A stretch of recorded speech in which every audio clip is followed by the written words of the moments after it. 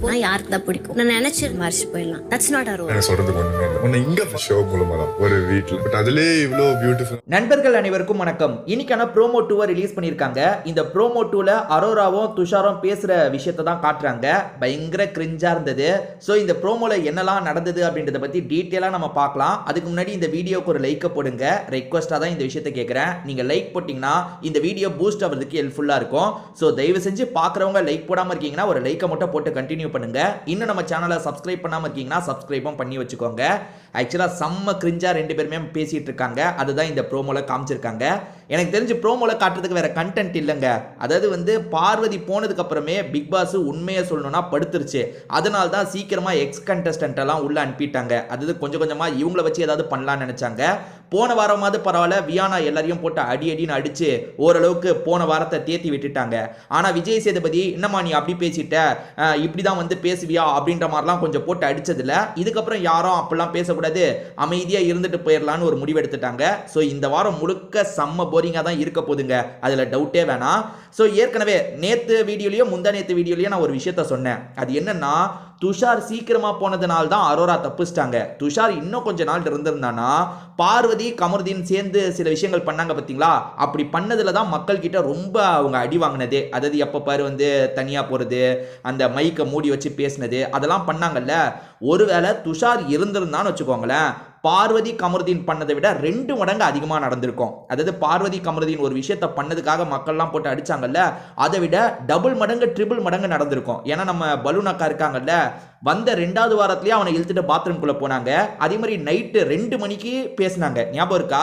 ஏன்னா பார்வதி கமருதீன் வந்து நைட்டு நேரம் பேசுறாங்க. பார்வதி எதுக்காக கமருதீன் பெட்ரூம் கோரா, அதாவது அந்த கேப்டன் பெட்ரூம் கோரா, இந்த மாதிரிலாம் பேச்சுவார்த்தை போச்சு. எல்லாருமே போட்டு அடிச்சாங்க, ட்ரோல் பண்ணாங்க. அதே விஷயத்தை இவங்க 2வது 3வது வாரத்திலே பண்ணவங்க. யோசிச்சு பாருங்க, இவன் அப்ப தலையா இருக்கும் போது நைட்டு 2 மணிக்கு பாத்ரூம் ஏரியால கூட்டு வந்து பேசுறதுக்கு என்ன இருக்கு?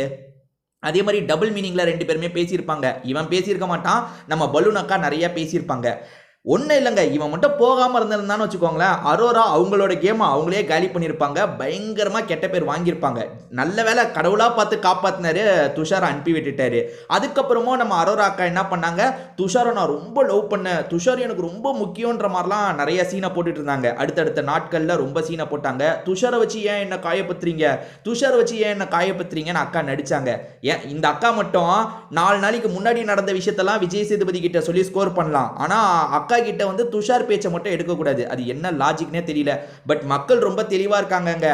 அன்அஃபிஷியலா அக்காவை 3வது இடத்துல தான் வச்சிருக்காங்க. நல்ல வேலை இந்த விஜய் டிவி பண்ண ஒயிட் வாஷ்ல அக்காவுக்கு நிறைய ஓட்டு வந்துரும் நினைச்சேன். பலூன் அக்காவை எங்க வைக்கணுமோ அங்கதான் வச்சிருக்காங்க. உண்மையிலேயே அதனால நம்ம மக்களை ரொம்பவே பாராட்டலாங்க. இப்ப திவ்யாக்கும் சபரிக்கும் தான் போட்டி போயிட்டு இருக்கு. நிறைய பேர் சபரியை சப்போர்ட் பண்றதையும் பார்க்க முடியுது, திவ்யாவை சப்போர்ட் பண்றதையும் பார்க்க முடியுது.